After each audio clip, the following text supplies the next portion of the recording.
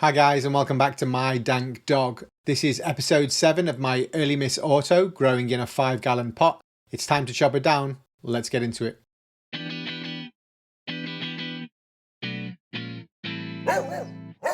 Just a quick recap, this Early Miss Auto has been growing under the Spider Farmer Evo SF2000 grow lights as part of their complete grow tent kit setup for the past 12 weeks.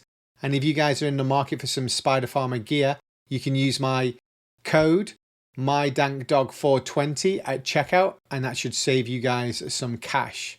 Just another recap on the strain. It's a cross between Big Bud, White Widow and Ruderalis, and it's been the easiest strain to grow. I can't recommend it enough. It's been a breeze. All right, let's take a closer look at this lady's nice sugary bits under the microscope or my macro lens. As you can see, she's got some amber trichomes showing there, a lot of cloudy milky trichomes too. I'm going to go a little bit lighter on this harvest than I did on the other strain that was growing in the Global Grow Cup. I waited for at least about 10% amber on that one, and when I tried it at the weekend, it was very heavy. I was couch locked for a while, and so with this one I want it to be a little bit lighter, so I'm going to harvest it just a little bit earlier.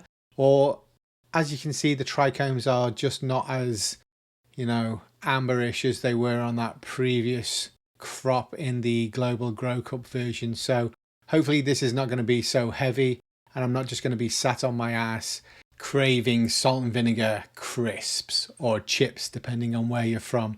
These Spider Farmer Evo SF2000 lights have been fantastic. This whole grow tent setup has really taken my game up a notch when it comes to kind of growing, so really pleased with it. As you can see, this lady is fading, her leaves are fading, she's getting into old age, so it's time to chop her down. I do feel bad about it because she's been great. She smells fantastic. Her buds look like a bunch of roses, as you can see here. They look really good. They've got some kind of purplish tinge to them as well that start to grow out. All of the pistils or hairs are amber and brown. As you can see, there's no white hairs, or very few, like 1 or 2 just popping up here, but she looks fantastic. She smells great. She smells kind of nutty. It's a kind of, it's like a nutty kind of, I don't know, crispy burnt smell, but she smells really good. Yeah, so it's deep. It's actually a different smell to the Global Grow Cup version of it. It's a lot thicker.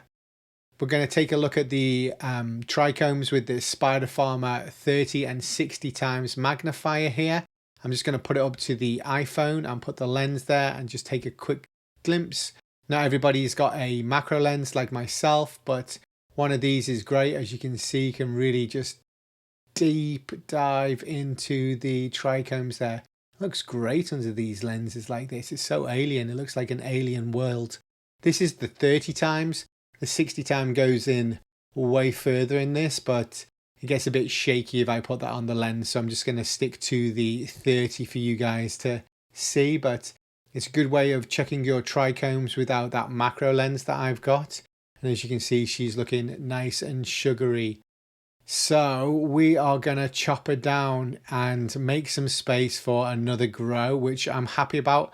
I'm always excited to get on to the next grow, and I've got some great beans from Weed Seed Express. So yeah, I'm looking forward to getting them on the grow. I just need to make some space and just take a look at these. Just look how thick she is. She's so thick.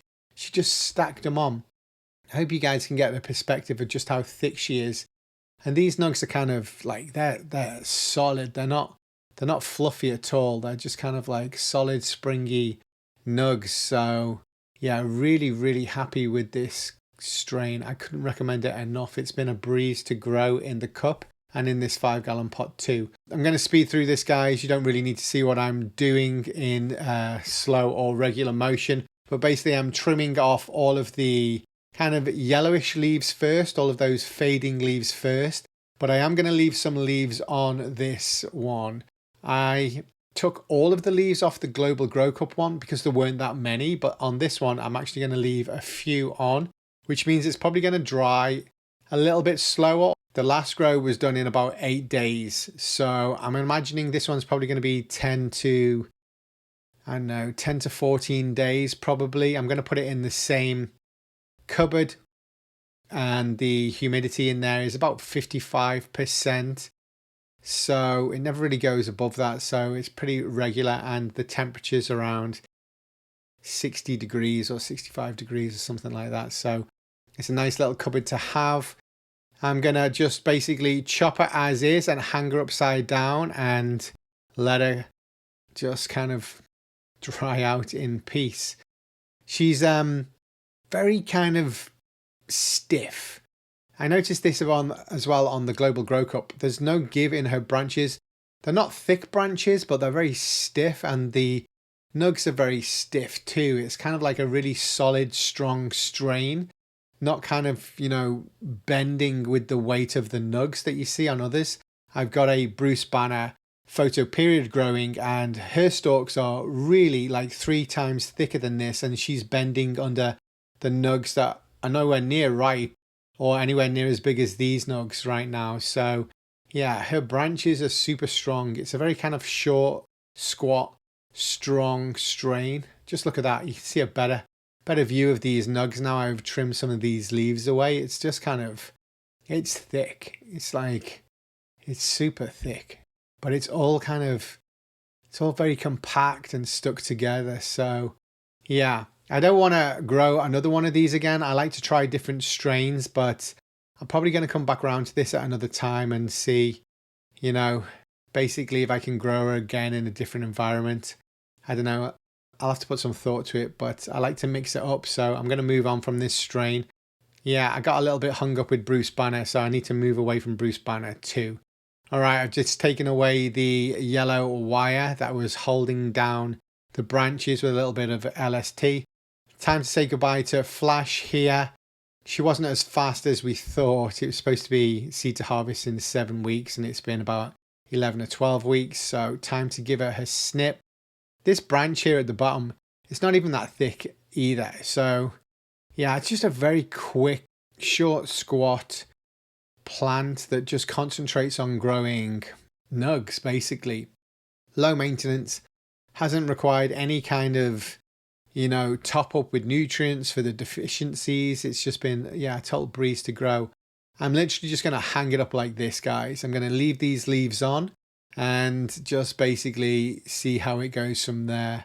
On other plants, when I've kind of chopped them down, I've chopped them up a bit and separated them out, but I'm just going to leave her as is. I'm pretty confident that the cupboard that I've got and the environment in there is going to be pretty good, and she's going to dry out pretty quickly.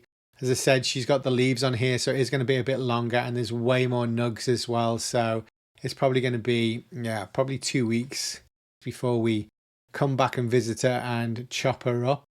Let's take a look at the soil here, what she was planted in, because this has had, I don't know how many toppings I put on this, maybe 3 toppings of worm castings and the Gaia greens top dressing. So I just want to kind of check to see what's on there. But look, there's no root system in here. I'm digging for the root system.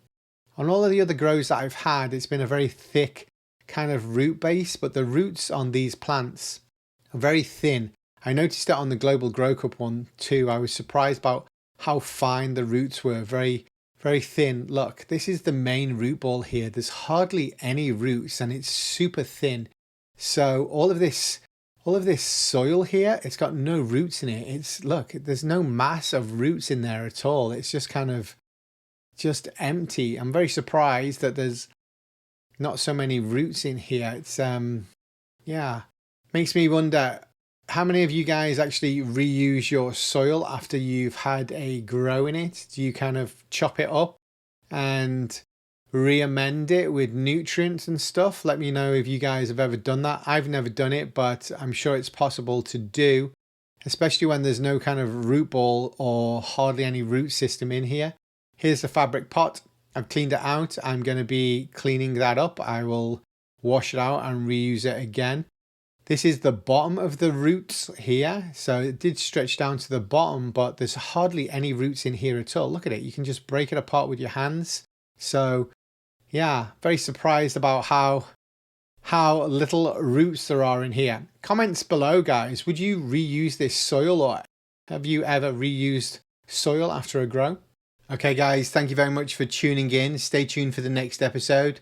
Thanks for all the likes, the advice, the comments, the feedback. Keep it coming. I do appreciate it. And thanks to Spider Farmer for the SF2000 grow lights. Bye-bye.